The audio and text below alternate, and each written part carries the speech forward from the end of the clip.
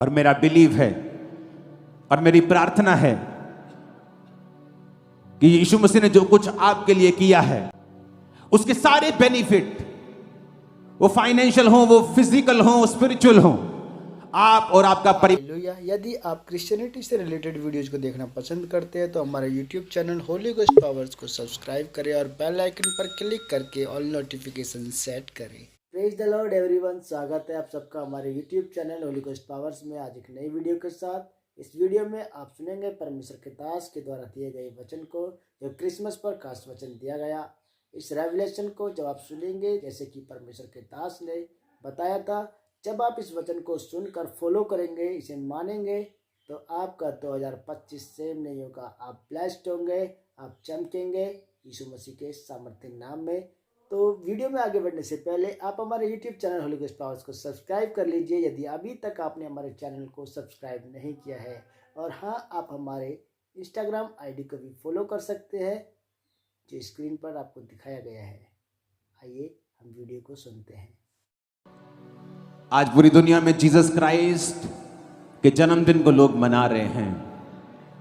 Churches में बैठे हैं, घरों में बैठे हैं, मार्केट्स में घूम रहे हैं, लेकिन क्या उनको मालूम है कि जीसस क्राइस्ट का जन्म क्यों हुआ? सब धर्मगुरु जब पैदा होते हैं उनके जन्मदिन को लोग मनाते हैं। जीसस क्राइस्ट को भी वो उस तरह से समझते हैं और वो बोलते हैं क्रिश्चियन लोगों का जो गुरु है, क्रिश्चियन लोगों का जो परमेश्वर है, उसके जन्मदिन को हम मना रहे हैं। लेकिन क्या उन्हें मालूम है कि क्यों प्रभु यीशु मसीह ने दुनिया में जन्म लिया? वो क्या करने के लिए आया? उसका मकसद क्या था जन्म लेने का? और ये मकसद क्या था, आज आपको मैं समझाऊंगा। और मेरा ये विश्वास है कि ये मैसेज जब आज शुरू होगा, ये इस इंडिया के कोने कोने और दुनिया के कोने कोने में 2025 में जाएगा और हजारों, लाखों और करोड़ों लोग परमेश्वर को ग्रहण करेंगे। यशाया 9 उसकी 1 से 7 आयत में लिखा है, तो भी संकट भरा अंधकार जाता रहेगा। पहले तो उसने जबलून और नप्ताली के देशों का अपमान किया, परंतु अंतिम दिनों में ताल की ओर से यरदन के पार की अन्य जाति के गलील को वो महिमा देगा। जो लोग अंधियारे में चल रहे थे उन्होंने बड़ा उजियाला देखा। जो लोग घोर अंधकार से भरे हुए मृत्यु के देश में रहते थे, उन पर ज्योति चमकी। तूने जाति को बढ़ाया, तूने उनको बहुत आनंद दिया। जीसस क्राइस्ट ने कहा, तो भी संकट भरा अंधकार जाता रहेगा। यह किसी देश की बात नहीं कर रहा। हां, इस वचन में वो एक देश की बात कर रहा है, क्योंकि वचन कहता है परमेश्वर का जब सुसमाचार शुरू हुआ तो जबलून और नप्ताली के देश से हुआ। वचन कहता है उस देश का बहुत अपमान हुआ था, उस देश का बहुत निरादर हुआ था, क्योंकि जब आप परमेश्वर से दूर चले जाते हैं आपका निरादर होता है। लोग बोलते हैं मेरा पति मेरा निरादर करता है बहुत, मेरा पति मेरी इज्जत नहीं करता, मेरी पत्नी मेरे बच्चे मेरी इज्जत नहीं करते, वो मेरा निरादर करते हैं। मेरा समाज मुझे इज्जत नहीं देता, वो मेरा निरादर करता है। आज समाज में निरादर होता है, तू छोटी जाति का है, तू बड़ी जाति का है। लेकिन जब कोई चर्च में आता है, वचन को सुनता है, परमेश्वर को ग्रहण करता है, आज हम सब जातियां एक तरह से एक ही छत के नीचे बिना भेदभाव के बैठी हैं। आपका आदर परमेश्वर कर रहा है। परमेश्वर ने कहा, तो भी संकट भरा अंधकार जाता रहेगा। पहले तो उसने जबनूल और नप्ताली के देशों का अपमान किया, परंतु अंतिम दिनों में वो अन्य जाति को गलील को महिमा देगा। परमेश्वर ने वचन में लिखा है, जब जीसस क्राइस्ट ने प्रचार करना शुरू किया तो जबलून और नप्ताली के देश से, गलील की झील से उसने प्रचार करना शुरू किया। जिन लोगों को अपमान मिला था, जिन लोगों को निरादर मिला था, परमेश्वर ने वहां पर जाकर बताया कि अब मैं जन्म ले चुका हूं और तुम्हारा निरादर अब मैं खत्म कर दूंगा। आज जितने लोग यीशु मसीह को अपना उद्धारकर्ता ग्रहण करते हैं, वो यीशु मसीह में धर्म नहीं बदल रहे। पूरी बाइबल में ईसाई धर्म नाम का एक भी शब्द तक नहीं है। तो आप कैसे कह सकते हो क्रिश्चियन धर्म? आप कैसे कह सकते हो जड़ा ईसाई धर्म है? क्योंकि आपको नॉलेज नहीं है, आप अनपढ़ हो इस मामले में। जीसस ने कहा तुम जो बेइज्जती से भरे हुए थे, अब मैं तुमको महिमा दूंगा।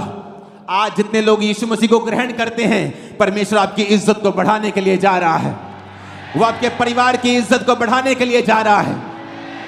आप फिर देखेंगे आपका वही पति आपको महिमा देगा, इज्जत देगा। आपकी वही पत्नी, बच्चे आपकी इज्जत करेंगे, वही समाज आपकी इज्जत करेगा। वो रिश्तेदार जो ठोकर मारते थे वो इज्जत करेंगे। क्यों? क्योंकि जीसस क्राइस्ट जब आपके अंदर आ जाएंगे, लाइफ सेम नहीं रहेगी यीशु मसीह के नाम में। उसने कहा वो महिमा देगा, अन्य जाति के गलील को वो महिमा देगा। लोग बोलते जीसस क्राइस्ट धर्म को, एक क्रिश्चियन धर्म के संस्थापक हैं जीसस क्राइस्ट। बाइबल कहती है वो महिमा देने के लिए आया। औरत को उसने महिमा दी क्योंकि औरत ने पाप किया, आदम को भरमा दिया, औरत श्रापित हुई, औरत कुचली गई। जीसस क्राइस्ट ने औरत के थ्रू जन्म लिया। औरतों ने ही जीसस क्राइस्ट का सबसे पहले प्रचार किया। यीशु मसीह ने अपनी सेवकाई में बहुत सी औरतों को इस्तेमाल किया। वो किस तरह से पैसों के साथ परमेश्वर के साथ रहती थी और खुदाबंद के सारे खर्चों को उठाती थी। जिस औरत को शैतान ने नीचा किया, उसी औरत को परमेश्वर ने ऊंचा किया। इसलिए वो कहता है मैं तेरी इज्जत को बढ़ाने के लिए आया हूं। जब आप जीसस क्राइस्ट को अपना उद्धारकर्ता ग्रहण करते हैं, इसलिए मैं कहता हूं अगर आप धर्म का चश्मा लगाकर यहां पर आए हैं तो आप यीशु मसीह के वचनों को ग्रहण नहीं कर पाएंगे। अगर आप अपने पास्ट को साथ लेके आए हैं कि मैं तो उस धर्म का हूं, मैंने ये नाम लिया हुआ है, फिर आप यीशु मसीह के वचन को आप इस ग्रहण नहीं कर पाएंगे। जो फायदा आपका होना चाहिए वो नहीं हो पाएगा, क्योंकि आप इस दुनिया के संसार की चलाए चल रहे हैं। वचन कहता है जो लोग अंधियारे में चल रहे थे उन्होंने बड़ा उजाला देखा।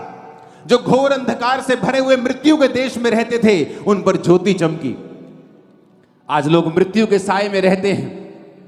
हर घर में कैंसर का आत्मा काम कर रहा है, हर घर में बीमारियां हैं।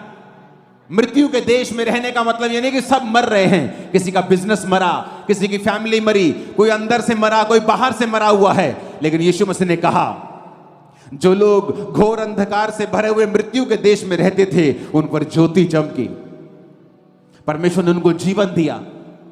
प्रभु यीशु मसीह जब सुसमाचार सुना रहे थे तो वचन कहता है एक नाइन नामक नगर से एक लौते विधवा के पुत्र को लोग ला रहे थे। अर्थी के ऊपर ला रहे थे तो सब लोग रो रहे थे कि एक ही विधवा का बेटा था, खुद विधवा थी, एक लौता पुत्र मर गया और सब रो रहे थे।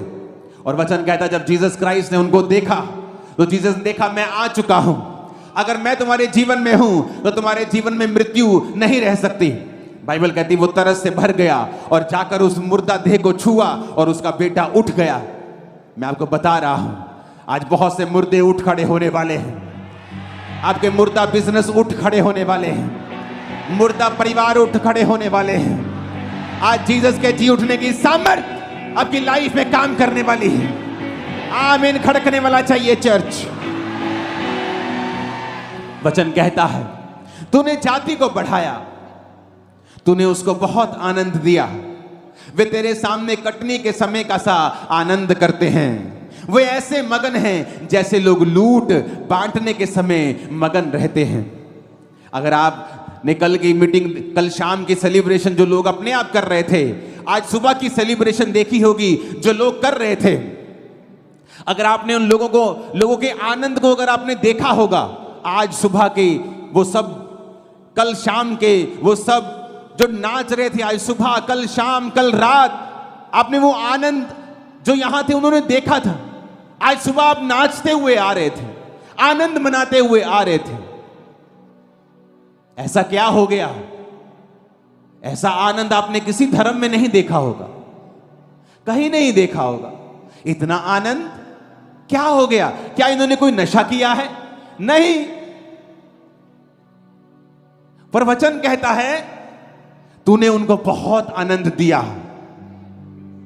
कहता वो कटनी का आनंद कर रहे हैं। जैसे कटनी नहीं होती और किसान आनंदित होता है क्योंकि उसको मालूम है जो आड़ती उसे पैसे लिए हैं उसका कर्जा खत्म हो जाएगा।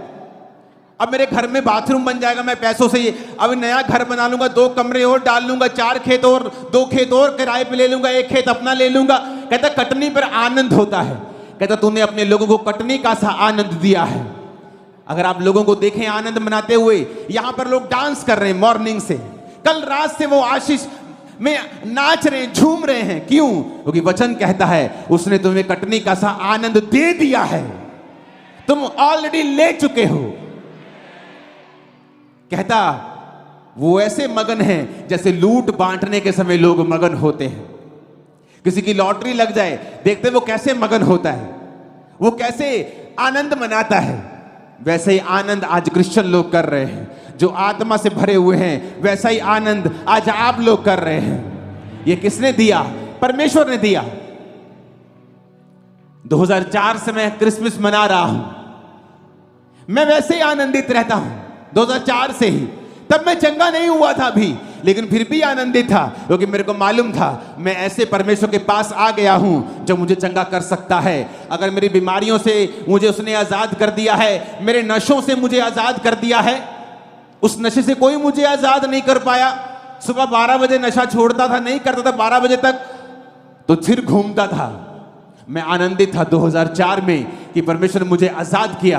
5 में, 6 में, 7 में, आज 24 आ गया, 20 साल हो गए, मैं आनंद में झूम रहा हूं, क्योंकि यह आनंद मुझे किसी इंसान ने नहीं, परमेश्वर ने दिया है। किसी इंसान ने दिया होता तो जब वो मुझसे नाराज होता, मुझसे छीन लेता। ये तूने मुझे बर्थडे विश नहीं किया, दे मेरा आनंद। तो मेरे कहने पे आया नहीं, मेरा आनंद वापस कर दे। लेकिन बाइबल कहती है आनंद तुम्हें परमेश्वर ने दिया है, और यही आनंद वो देने के लिए इस पृथ्वी के ऊपर आया। मैं आपको बता सकता हूं, आज लोग फेक लाइफ जीते हैं, खरबों रुपया होने के बावजूद भी वो खुश नहीं है, आनंदित नहीं है। लेकिन आज देखो आप आनंदित हो, मैं आनंदित हूं अपनी जिंदगी से। अब आप आनंदित हैं क्योंकि ये आनंद हमें परमेश्वर ने दिया है। उसने कहा तूने जाति को बढ़ाया, तूने उनको बहुत आनंद दिया है। 4 आयत में लिखा, क्योंकि तूने उनकी गर्दन पर के भारी जुए, उनके पहंगे के बांस और उन पर अंधेर करने वालों की लाठी और उन सबों को ऐसा तोड़ दिया है जैसे मिधानियों के दिन में किया था। क्योंकि युद्ध में लड़ने वाले सिपाहियों के जूते और लहू में लथड़े हुए कपड़े सब आग का कोर हो जाएंगे। 6 आयत में लिखा, क्योंकि हमारे लिए एक बालक उत्पन्न हुआ। खींच के हालेलुया बोलो जरा। हमें एक पुत्र दिया गया है, हालेलुया। प्रभुता उसके कांधे पर होगी, उसका नाम अद्भुत युक्ति करने वाला, पराक्रमी परमेश्वर, अनंत काल का पिता और शांति का राजकुमार रखा जाएगा। उसकी प्रभुता सर्वदा बढ़ती रहेगी, उसकी शांति का राज का अंत ना होगा। इसलिए वह उसको दाऊद की राजगद्दी पर इस समय से लेकर सर्वदा के लिए न्याय और धर्म के द्वारा स्थिर किए और संभाले रहेगा। सेनाओं के यहोवा की धुन के द्वारा ये हो जाएगा। ऊंची आवाज से बोलो हालेलुया। वचन में लिखा है, यशाया उसके 2 और उसकी 4 आयत में कहता वह जाति जाति का न्याय करेगा, देश देश के लोगों के झगड़ों को मिटाएगा। वे अपनी तलवारें पीट कर हल के फाल और अपने भालों को हंसियां बनाएंगे। तब एक जाति दूसरी जाति के विरुद्ध फिर तलवार न चलाएगी, ना लोग भविष्य में युद्ध की विद्या सीखेंगे। कैसे ये दुनिया आज 400 करोड़ क्रिश्चियन लोगों से भरी हुई है, क्योंकि हमारा परमेश्वर ये सिखाता है कि तुम्हें तलवार चलाने की जरूरत नहीं है।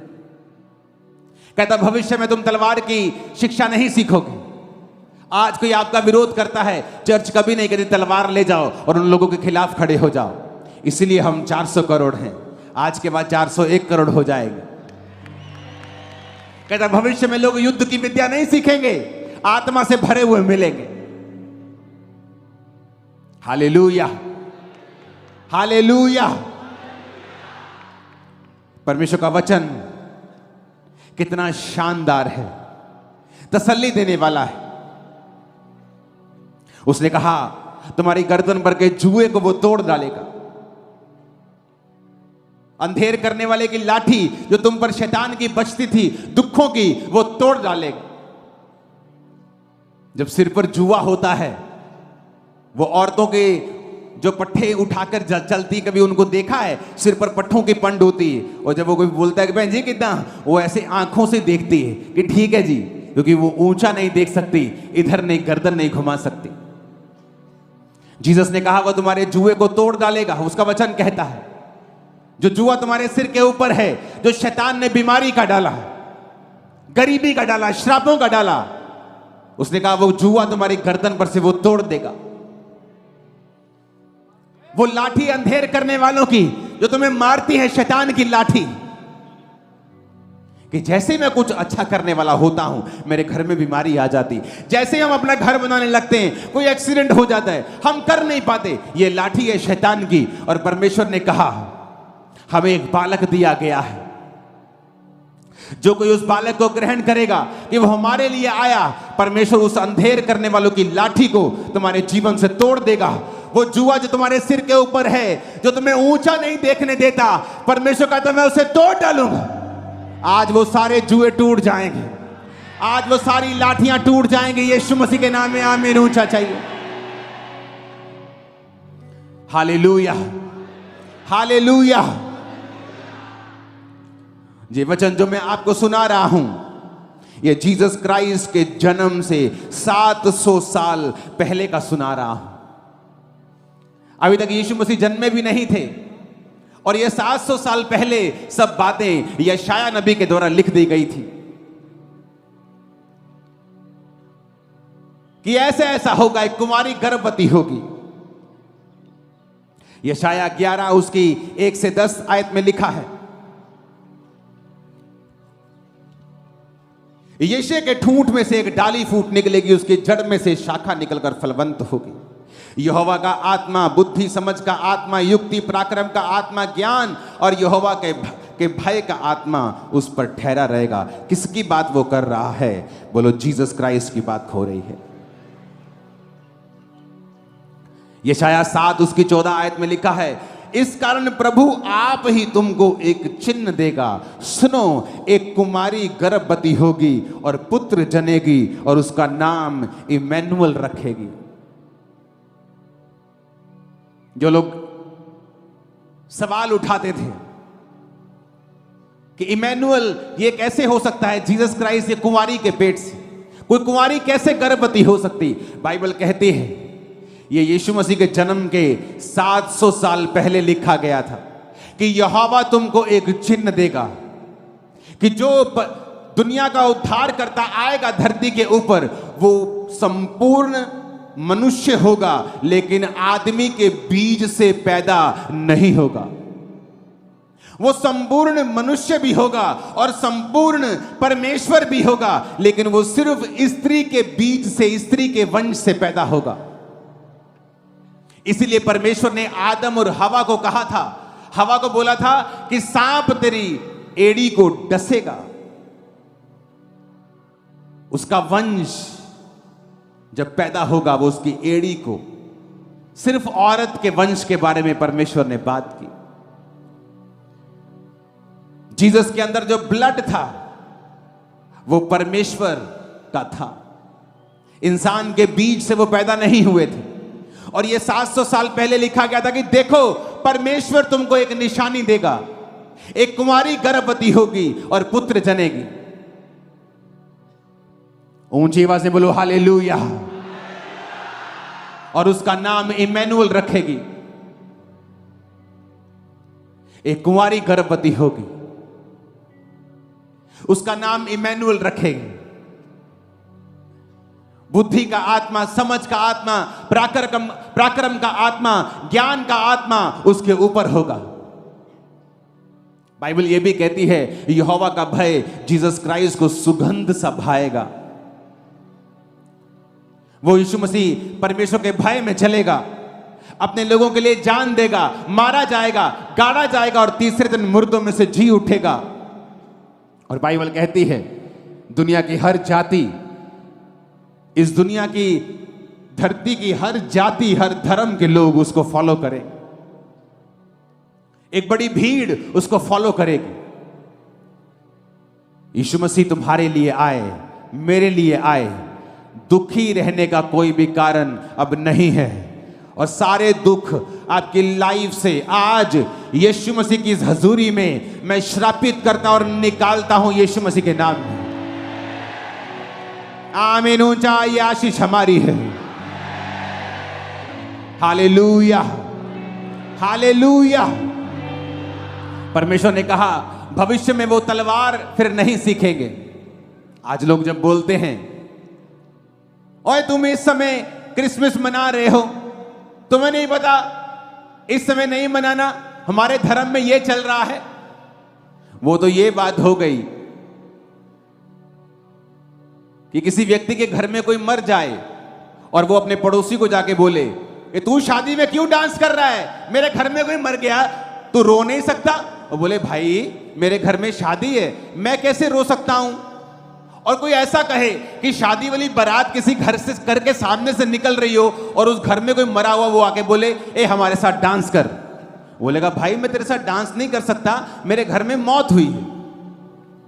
तो क्या भला है, रोने वाला अपना काम करे, वो रोता रहे, हंसने वाला हंसता रहे। उसके रोने का समय और है, इसका समय और है, तो दोनों अपना अपना काम करो।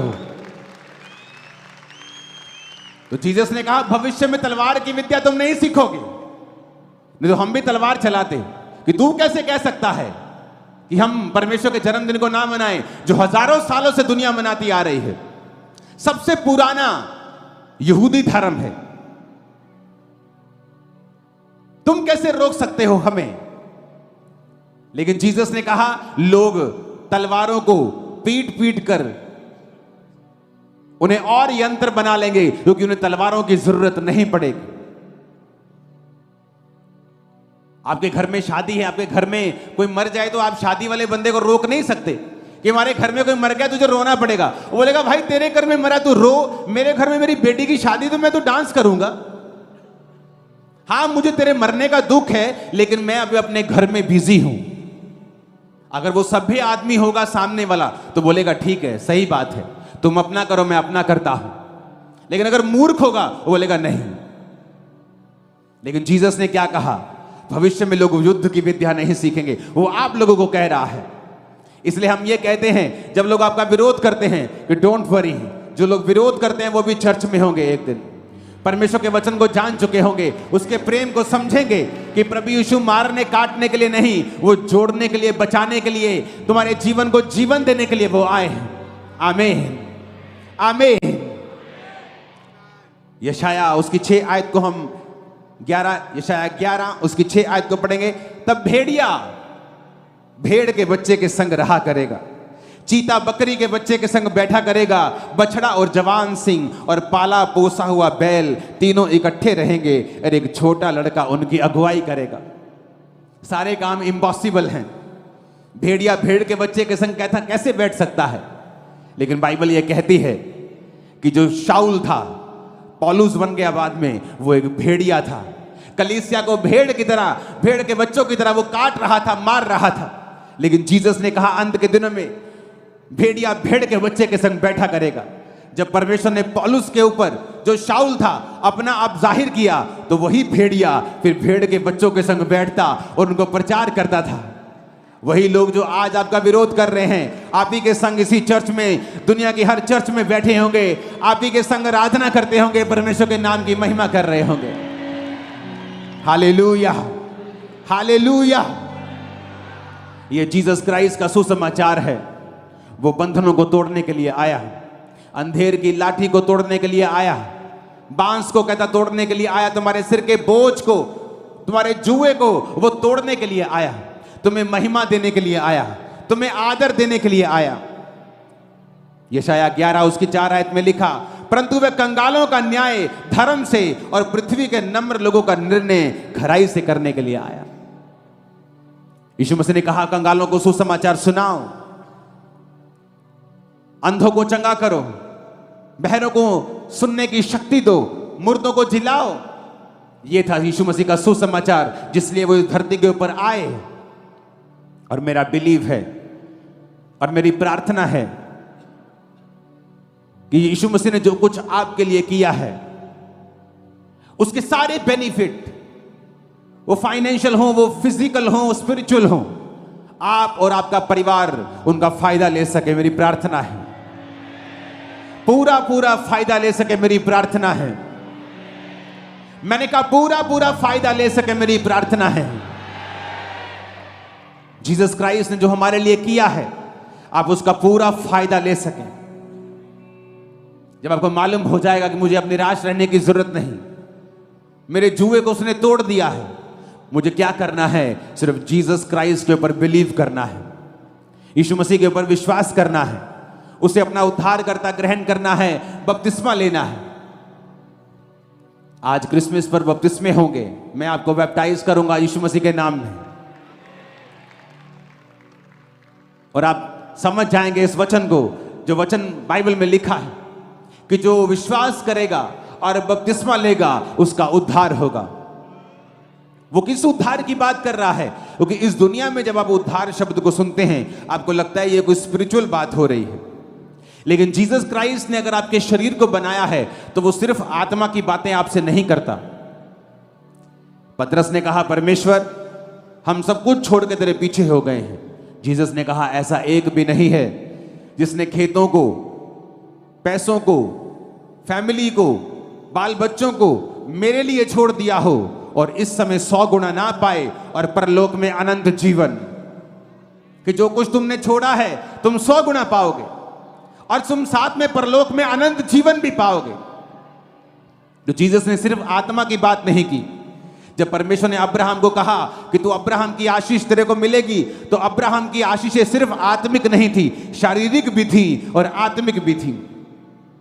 आज आप सिर्फ जब परमेश्वर को ग्रहण करते हैं, उद्धार सिर्फ आत्मा का नहीं होता, वो आपके शरीर का उद्धार करता है, परिवार का उद्धार करता है, मन का उद्धार करता है, दिमाग का भी उद्धार करता है, सोचों का उद्धार करता है, फैमिली का, नेशंस का, देशों का, मोहल्लों का उद्धार करता है। उसका उद्धार बहुत बड़ा है। हालेलुया। जब आप जीसस क्राइस्ट को आज ग्रहण करते हैं, जब आप उसको अपना जीवन देते हैं, वो उद्धार आपके चारों दिशाओं में आप उसे अपने जीवन में आता हुआ देखेंगे। मेरी प्रार्थना है कि 2025 में आप अपनी लाइफ की बिगेस्ट गवाही को देंगे, और ये गवाही इतनी बड़ी होगी, आपके रिश्तेदार उसे सुनने के लिए जरूर आने वाले हैं। आमीन खड़कने वाला चाहिए चर्च। Hallelujah, hallelujah. अपने पड़ोसी को बोलो, क्या जीसस तेरी जिंदगी में है? ऊंची आवाज में बार बार पूछो जरा। बोलो, अगर नहीं है तो आज उसे ग्रहण कर ले और बपतिस्मा ले ले। मैं आपको बता रहा हूं, खुशी, आनंद, लाइफ की आशीषें खुदा के हाथ में नहीं है, आपके हाथ में है। खुदा के हाथ में नहीं है, खुदा के हाथ में थी, लेकिन जब जीसस आए वो आपके हाथ में दे गए। कहते अगर तू विश्वास करेगा तो उद्धार को देखेगा। उस औरत को बोला जिसका भाई मर गया, अगर तू विश्वास करेगी तो खुदा की महिमा को देखेगी। कहती है कि भाई था, हम लुट गए प्रभु। मरियम, मार्था, हम लुट गए। दोनों बहनें बोलती थी, मर गए हम, एक ही भाई मर गया हमारा। खुदा कहता नहीं, तेरे हाथ में है। अगर तू विश्वास करेगी तो खुदा की महिमा को देखेगी। आपके हाथ में है। विश्वास करोगे, आज बपतिस्मा लोगे, तो खुदा की महिमा को तुम देखने वाले हो। खुदा की महिमा को तुम देखने वाले अपने घरों में, यीशु मसीह के नाम में। हालेलुया। आपके हाथ में है। अपने पड़ोसी को बोलो, तेरे हाथ में है। तेरी खुशी, तेरा बेस्ट फ्यूचर तेरे हाथ में है। अगर तू यीशु को ग्रहण करेगा, अपना उद्धारकर्ता मानेगा, बपतिस्मा लेगा, उसके पीछे चलेगा, पाप ना करेगा, तो सब कुछ खुदा तुझे देगा, वो तेरे हाथों में है। यीशु मसीह के नाम में आमीन। ऊंची आवाज में 7 बार आमीन बोलो, रिसीव कर लो सब बरकतों को यीशु के नाम।